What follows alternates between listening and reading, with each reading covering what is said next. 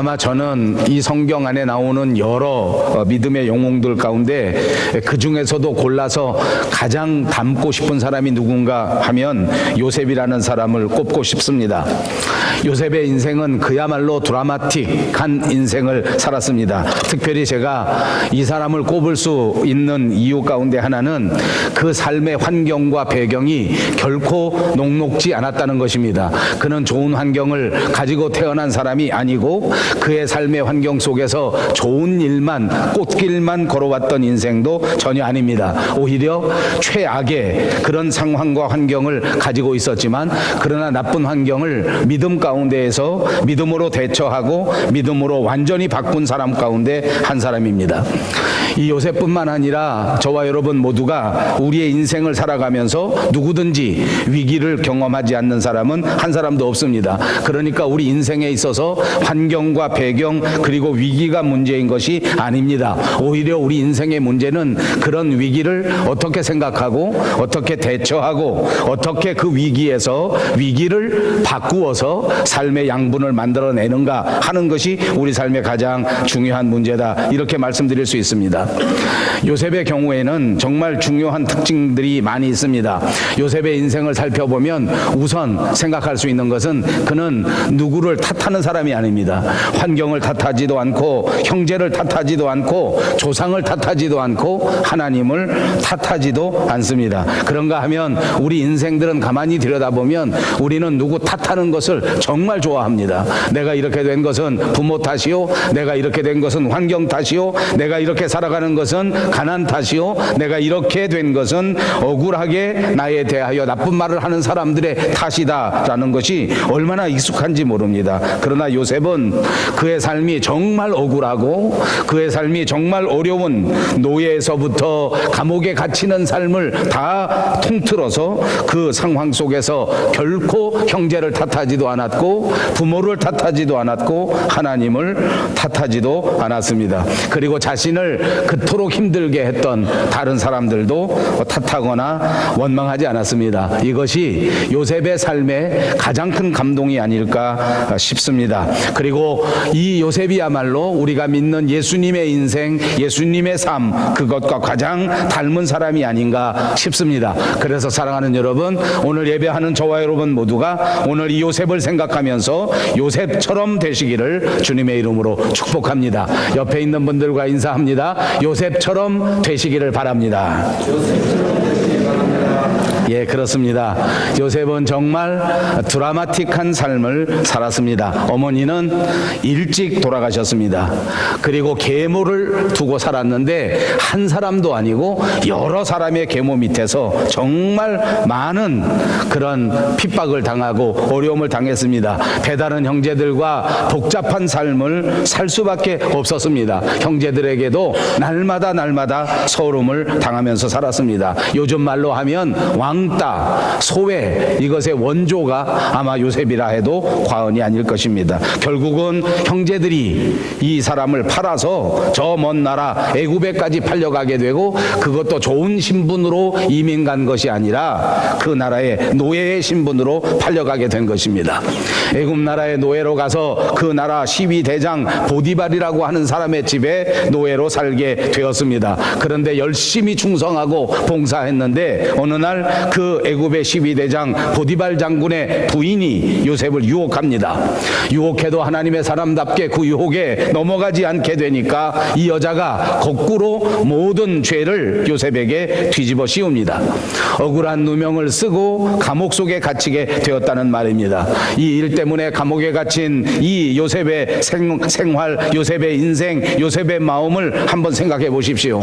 정말 태어나면서부터 복잡한 가정에서 살았고 형제들에 의해서 미움과 시기와 질투, 왕따를 당하고 그것도 아무것도 알지 못하는 타국 땅에 노예 신분으로 온 것만 해도 도대체 극복할 수 없는 정말 삶의 큰 펜스라고 그렇게 말하고 좌절할 수밖에 없는 상황인데 거기서 믿음을 지키다가 똑바로 살려고 하다가 성실하게 살려고 하다가 그만 누명을 뒤집어 쓰고 감옥에 갇혔단 말입니다. 감옥 속에 갇히는 그 순간 그 인생 끝이 아니겠습니까? 우리 같으면 이제 내 인생 파란만장한 삶은 여기서 끝이다.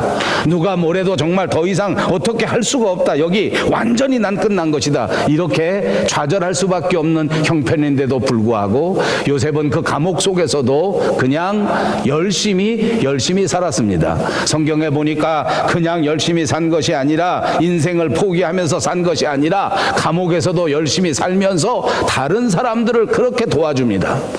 옆에 사람들이 하지 못하는 꾸준 일들을 도맡아 하면서 다른 사람들 아프면 도와주고 다른 사람 힘들면 도와주면서 그렇게 살았단 말입니다. 여러 사람들을 도와줬는데 그중에 술 맡은 관원장을 도와준 일이 있었습니다. 이 사람이 처음에는 그 은혜를 다 잊어버리고 있었지만은 나중에 어떤 계기에 이 요셉의 도움을 깨닫고 요셉을 왕에게 추천하게 돼서 그 덕분에 바로의 왕에게 꿈을 해몽해 주게 되고 그래서 애굽 나라에 있을 나라의 중요한 일들을 알려주게 되고 또 이런 재난을 대비할 수 있는 준비할 수 있는 지혜도 알려주게 된 것입니다. 이 일을 계기로 드디어 요셉의 인생에 완전한 변화가 일어나게 되는데 이방인으로서 그것도 노예의 신분에서 하루아침에 애굽 나라의 총리가 되는 역사가 벌어지게 된 것입니다. 자, 여러분 어떻습니까? 이제는 노예 신분이 아닙니다. 이제는 이민자의 신분도 아닙니다. 이제는 정말 애굽 나라의 시민권을 받고 그 애굽 나라의 최고의 정치적인 직분에 올라가게 된 것입니다. 이제까지의 모든 삶의 억울함을 완전히 풀어낼 수 있는 진짜 높은 자리에 올라갔습니다. 요즘으로 따지면 마음대로 갑질을 할 수 있는 갑 중의 갑 권력을 손에 쥐게 된 것입니다. 그런데 이 요셉의 인생을 보십시오. 자기를 팔아버린 형제들을 해꾸지하지 않았습니다. 억울하게 옥살이하게 만든 사람들을 그저 용서해 주었습니다.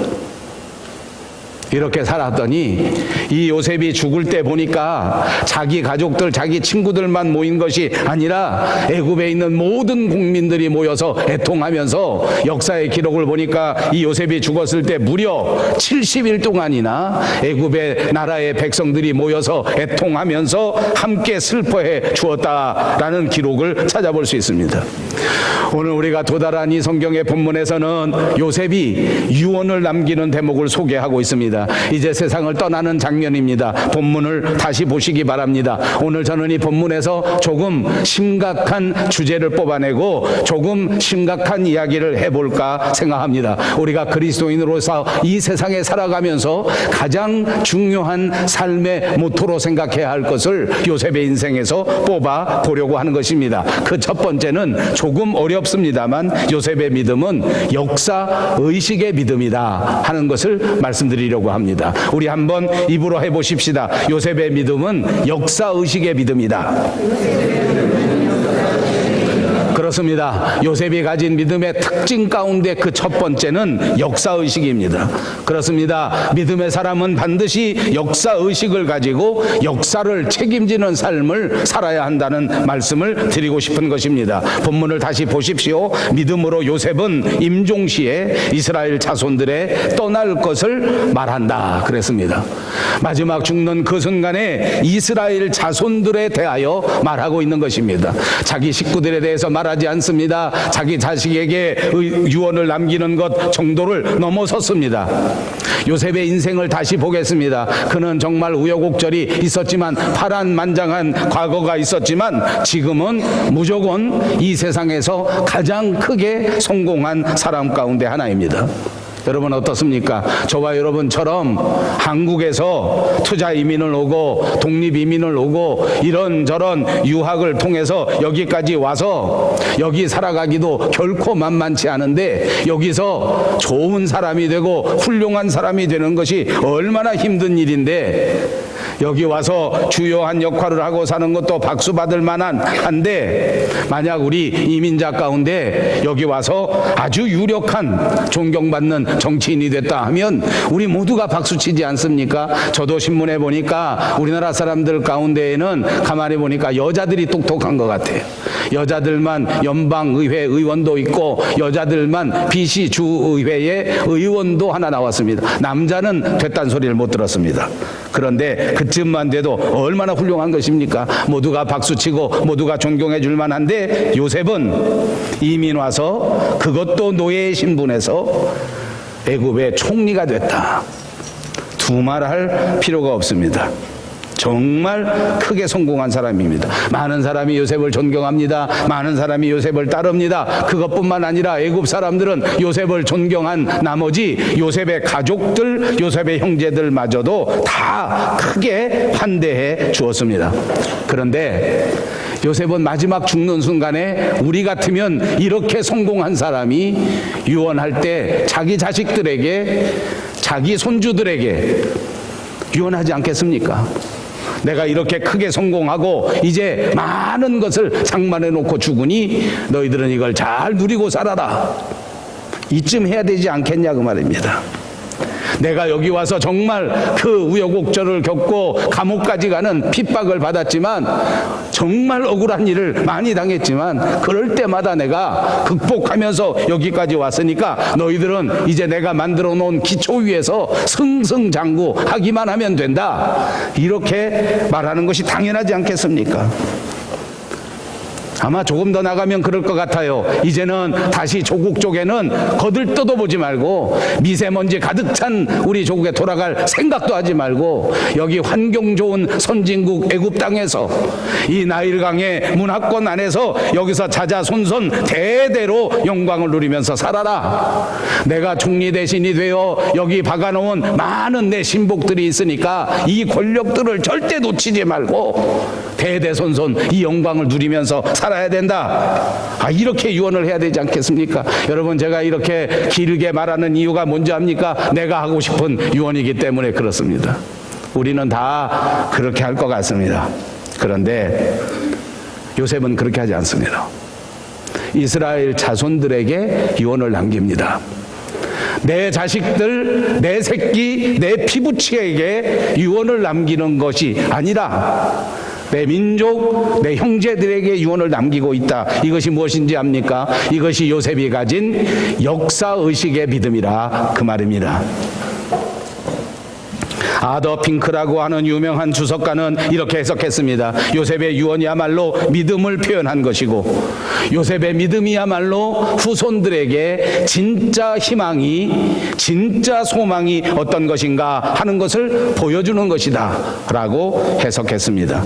그러므로 믿음의 사람은 역사의식을 갖고 하나님의 역사를 바라보면서 앞으로 이 민족을 위하여, 이 형제들을 위하여 되어질 일들을 바라보는 것, 그것이 올바른 믿음이다 그 말입니다.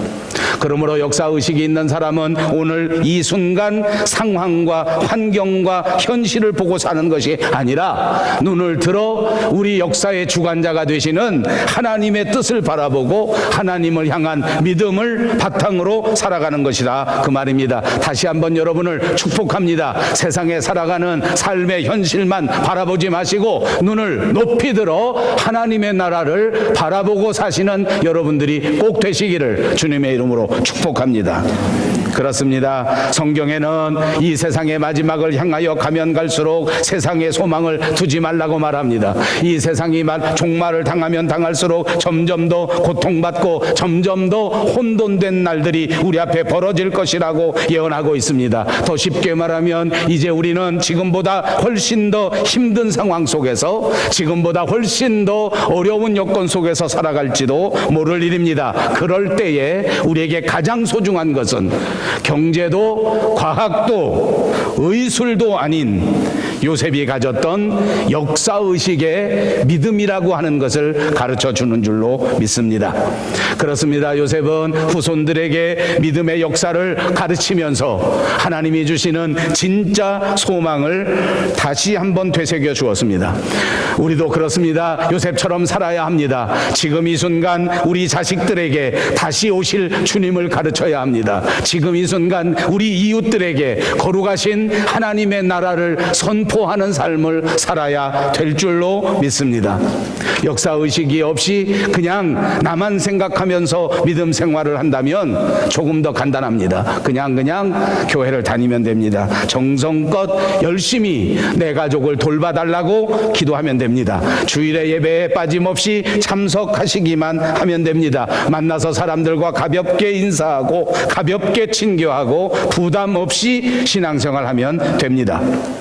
그러나 요셉은 역사의식을 가졌기 때문에 역사의식을 가진 사람은 이렇게 대강 지날 수가 없습니다. 오늘 만나는 사람마다 그저 가볍게 인사하고 지나칠 수 없습니다. 왜냐하면 우리가 함께 하나님의 나라를 바라보아야 하고 우리가 함께 오늘 이 시대에 요구하시는 하나님의 진짜 사명이 어떤 것인가를 생각해 보아야 하기 때문입니다. 하나님의 나라를 생각하는 여러분들이 되시기를 바랍니다. 하나님의 나라를 전파할 수 있는 여러분들이 되시기를 바랍니다. 여러분의 일생 나머지 평생토록 하나님의 나라를 깊이 생각하시고 하나님의 비전을 선포하는 위대한 그리스도인들이 되시기를 다시 한번 주님의 이름으로 축복합니다. 마지막 때가 가까우면 가까울수록 나 하나만을 생각하는 것이 아니라 오히려 이웃을 생각하고 오히려 역사를 생각하고 오히려 하나님을 생각하는 이 위대한 일이야말로 영적인 일이요, 이 영적인 일은 영적 훈련을 통하여 이루어진다는 것입니다. 이런 복된 역사의식을 가진 그리스도인들이 꼭 되시기를 바랍니다. 두 번째, 요셉의 믿음에서는 또 어려운 얘기가 있습니다. 그것은 공동체의식의 믿음입니다. 두 번째도 따라합시다. 공동체의식의 믿음이었다. 여기 보십시오. 요셉은 이스라엘 자손들에게 유언할 때에 장차 애굽을 떠나게 된다, 이렇게 유언한 것입니다. 아까도 제가 말씀드리지 않았습니까? 우리 보통 사람이라면 요셉이 이 애굽 땅에 와서 자기가 살던 저 팔레스틴 가나안 땅보다 훨씬 기름진 곳이요, 훨씬 환경이 좋은 곳이요, 훨씬 선진국인데 이 선진국에 와서 총리까지 되었으니 절대 너희는 너희 조국에 돌아갈 필요가 이제 없다. 그 척박한 나라에 돌아갈 이유가 없다. 여기서 자손 만대 살아라, 이렇게 말할 것 아닙니까? 그리고 우리 자식은, 우리 자손, 우리 가족들은 어찌어찌 하다 보니 한국에서 탈출해서 여기까지 와서 이렇게 잘 자리 잡고 살았으니까 절대로 우리 가족은 한 사람도 이탈하지 말고 우리 가족끼리 똘똘 뭉쳐서 살아야 된다, 이렇게 유언하거나 이렇게 상기시키지 않겠나. 그런데 요셉은 왜 그렇게 말하지 않았을까? 요셉은 하나님이 자기에게 약속하신 약속을 간직하고 있었기 때문입니다. 이스라엘 민족을 인도하시겠다고 하는 하나님의 거룩하신 약속, 하나님의 택한 백성들에게 하나님의 나라로 들어가게 만들어주겠다고 하는 약속, 이 세상은 너희가 살아갈 곳, 너희가 영원히 거주할 곳이 아니라 정말로 우리 모두가 진짜로 거주해야 할 곳, 영원히 거주해야 할 곳, 예수 그리스도께서 예비하신 그 하나님의 나라를, 약속하신 그 약속을 가슴속에 간직했기에 그는 마지막 순간에 그 후손들로 하여금 이 땅을 떠나야 할 것을 말씀했단 말입니다. 오늘 저는 밴쿠버 용성교회 사랑하는 성도님들에게 도전합니다. 우리도 이 땅을 떠나야 합니다. 여러분 생각하십니까? 언젠가 내가 이 땅을 떠나 하나님이 약속하신 약속의 땅으로 가게 된다. 언젠가는 내가 이 땅을 떠나 하나님이 약속하신 하나님의 나라로 간다. 그걸 준비하고 있느냐, 그 말입니다. 요셉은 이런 상황 속에서 약속을 간직한 채 그 약속에 공동체 의식을 더했습니다.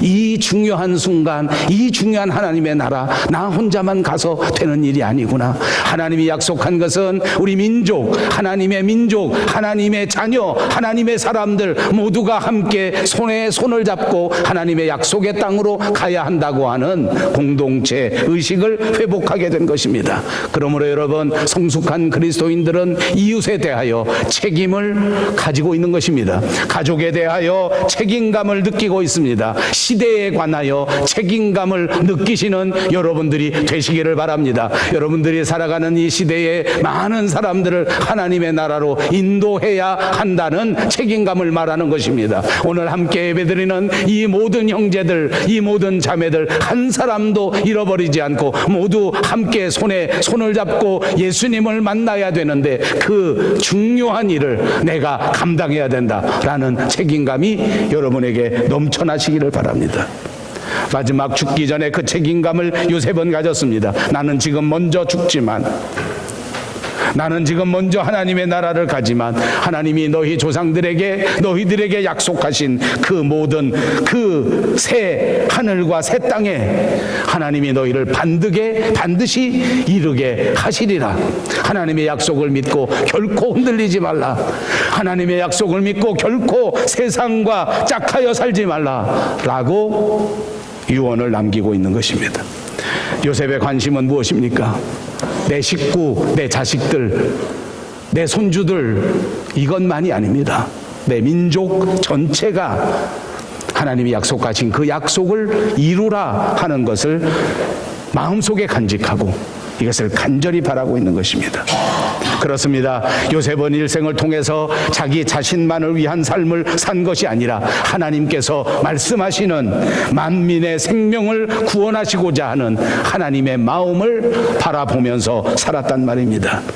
물론 우리가 예수를 믿는 것은 개인적인 결단입니다. 물론 우리가 예수를 믿으면서 우리 가족들을 위하여 기도합니다. 그러나 우리가 예수를 믿는 그 순간 우리의 신분은 무엇인지 압니까? 하나님 나라 천국의 시민이요 천국의 공동체가 된 것입니다. 이제 예수님을 믿는 순간부터 우리는 개인이 아니고 우리는 공동체라고 하는 사실을 기억하시고 하나님의 자녀들과 더불어 축복된 삶을 살아야 한다는 책임감을 가져야 한다는 말입니다.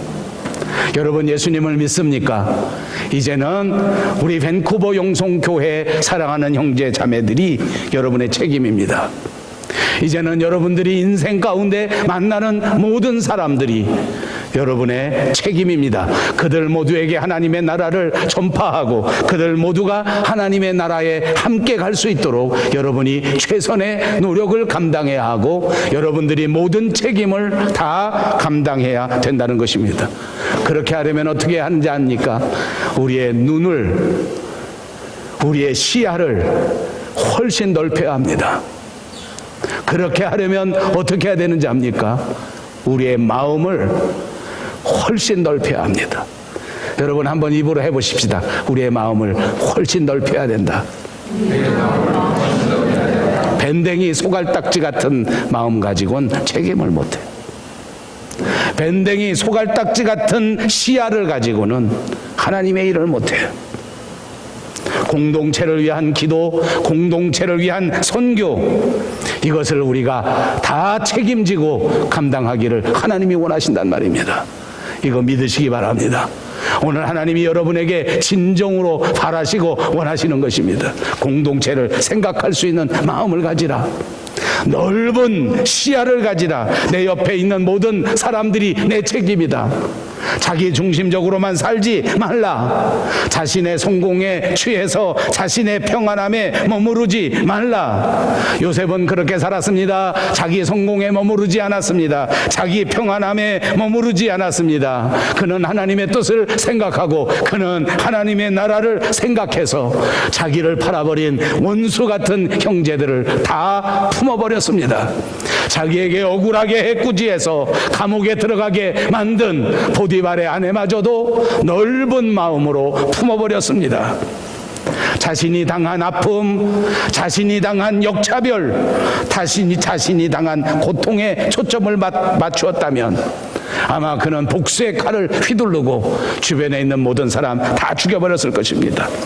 그러나 요셉은 하나님의 뜻을 본 것입니다. 하나님의 역사를 본 것입니다. 하나님의 계획을 본 것입니다.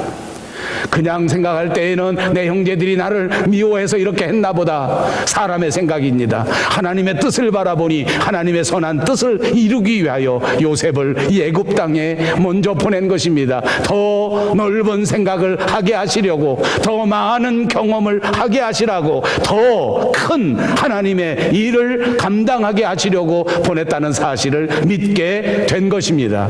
여러분 어떻습니까? 여러분과 저도 하나님께서 왜 여기까지 보냈는지 오늘 분명히 아시기 바랍니다. 여러분의 마음이 훨씬 더 넓어지라고 이 밴쿠버 땅까지 보내신 것을 믿으시기를 바랍니다. 너무나 안타깝게도 그래서 하나님이 보내셨는데 우리 마음은 더 좁아졌습니다. 더 작아졌습니다. 더 좁쌀같이 되어져 버렸습니다. 조그만 일에도 화를 냅니다. 조그만 일에도 미워합니다. 조그만 일에도 원망하지 않습니까?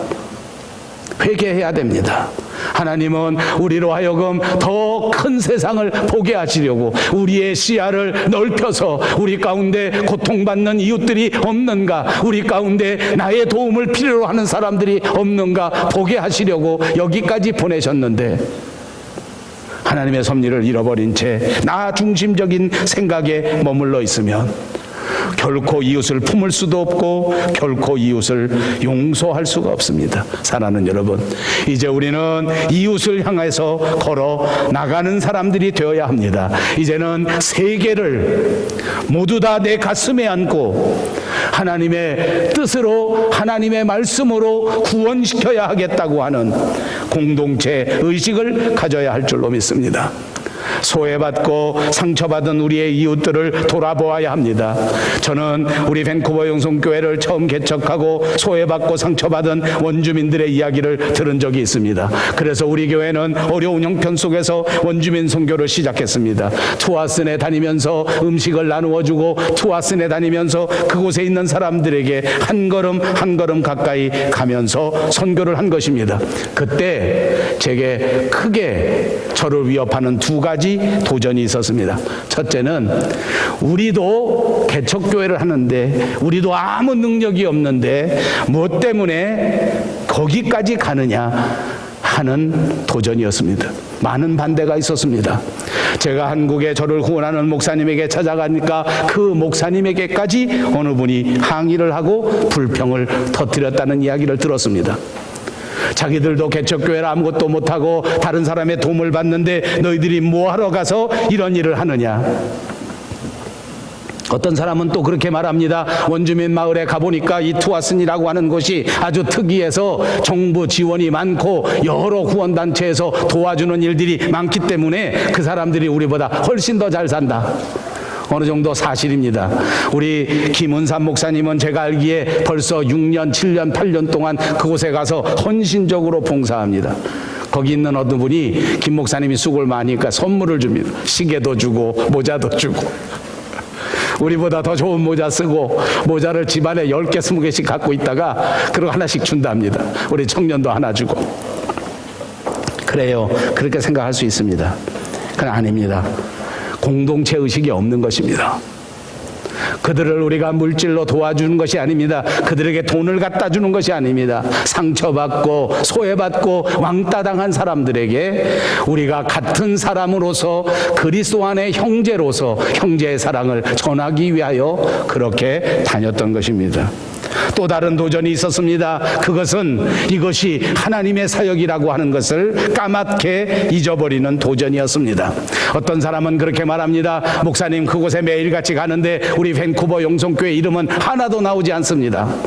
우리가 매일 가서 수고하는데 거기 박상호 목사는 얼굴도 알지 못합니다. 그런데 뭐하러 갑니까? 우리 이름 나고 우리 교회 이름이 딱 새겨져야만 그래야 감당하겠다 하는 어처구니 없는 생각이 있었습니다. 여러분, 여기 요셉이 가졌던 공동체 의식의 핵심은 무엇인지 압니까? 이 모든 공동체의 주인이 하나님이시라고 하는 의식입니다.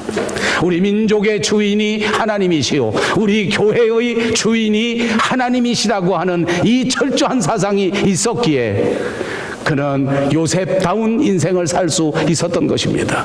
착각하지 마십시오. 내 이름을 내기 위하여 헌신하는 것이 아닙니다. 내 이름을 남기기 위하여 선교하는 것이 아닙니다. 이 하나님의 사역이 내 것이 따로 있고 너의 것이 따로 있다고 생각하는 순간 공동체 의식은 무너져 내리는 것입니다. 사랑하는 여러분, 이제 우리에게 이 시대에 꼭 필요한 것이 무엇인지 아십니까? 북한의 동포들을 생각해 보는 것입니다. 저는 얼마 전에 이 북한 동포들의 결핵 치료를 후원하는 모임에서 주요한 역할을 감당해 달라는 요청을 받은 적이 있습니다.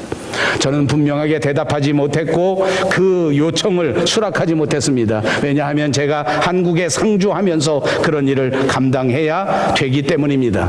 그러나 어떤 형태로든지 이 일을 감당해야 되겠다 하는 마음을 마음속에 가지고 있습니다. 여러분들도 제가 북한 동포를 위하여 어떤 사역을 감당할 수 있도록 기도해 주시기를 바랍니다. 저희 교회는 스스로 자립하지도 못하면서 금년 2018년 1월부터 장학생을 선정하고 장학금을 지원하는 일을 시작했습니다. 저는 지난 주간에 자랑스럽게 우리 트리니티 웨스턴에서 목회학 박사과정을 이수하는 개척교회 목사님에게 한 과목 수업료를 지불하는 장학금을 수여해 주었습니다.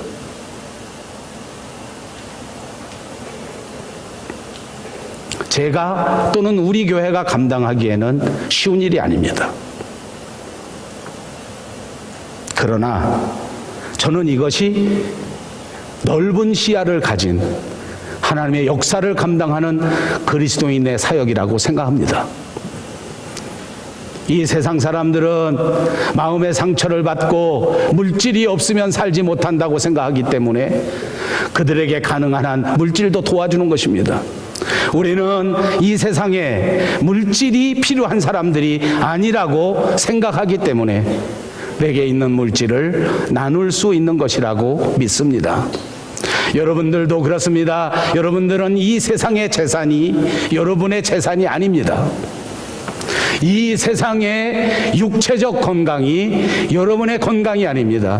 여러분의 재산은 영적 재산이요, 여러분의 건강은 영적 건강인 것을 꼭 믿으시기를 바랍니다. 그러므로 시야를 넓게 가지십시오. 여러분 주변에 있는 모든 사람들에게 헌신하고 돕고 세우는 일에 최선을 다하는 것이 요셉 같은 삶입니다. 그는 감옥에서도 남을 도와줍니다. 자기는 억울한 누명을 쓰고 언제 나갈지 알지 못하는 불쌍한 상황이라도 그는 그 감옥 속에서 더 어려운 사람, 아니 무조건 이웃에 있는 사람에게는 도움을 주고 이웃에 있는 사람에게는 어찌하든지 그리스도의 사랑을 나누어 주지 않았습니까?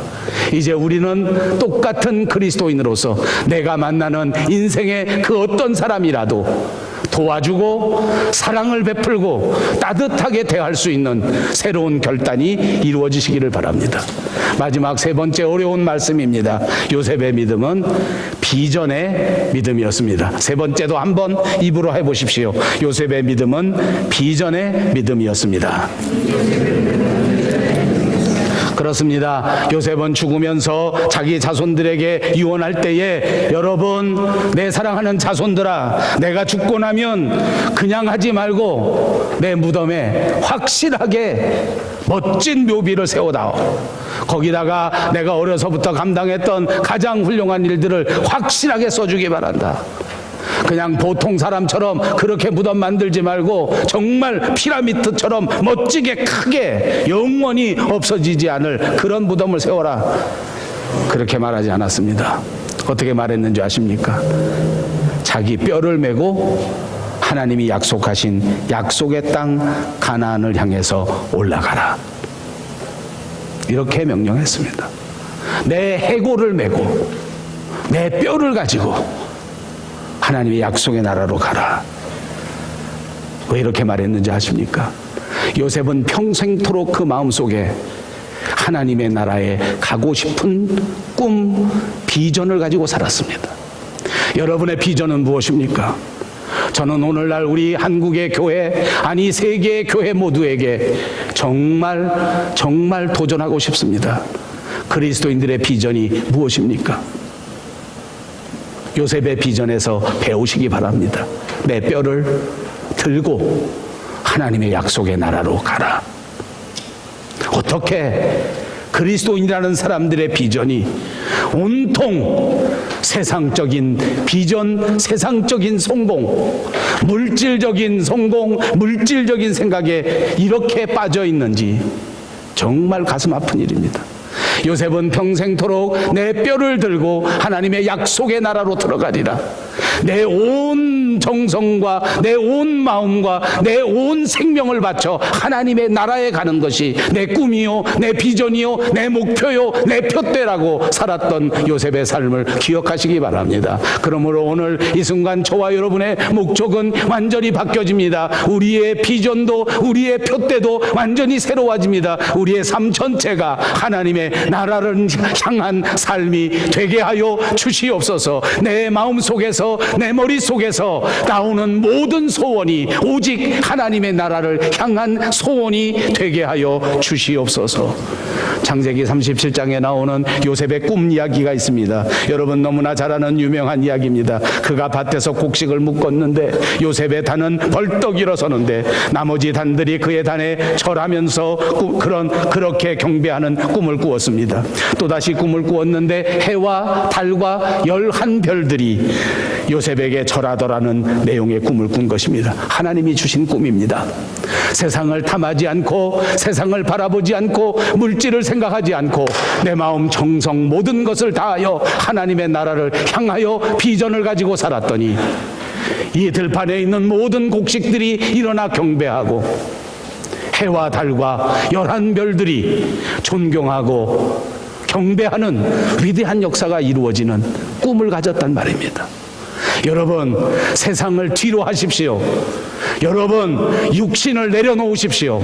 오직 영적인 것을 바라보고 영적인 것을 향하여 걸어가신다면 하나님은 여러분의 인생에 해와 달과 11별들이 경배하는 위대한 역사를 반드시 이루실 줄로 믿습니다.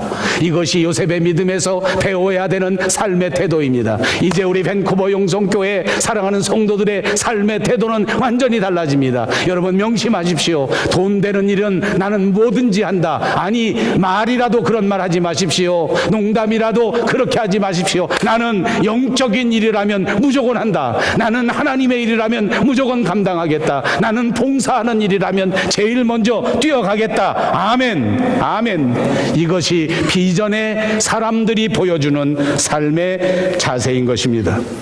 오늘 현실을 보면 어렵고 힘들지만 하나님의 약속을 바라보면 우리도 이런 태도를 가지고 살아가게 될 줄로 믿습니다. 이렇게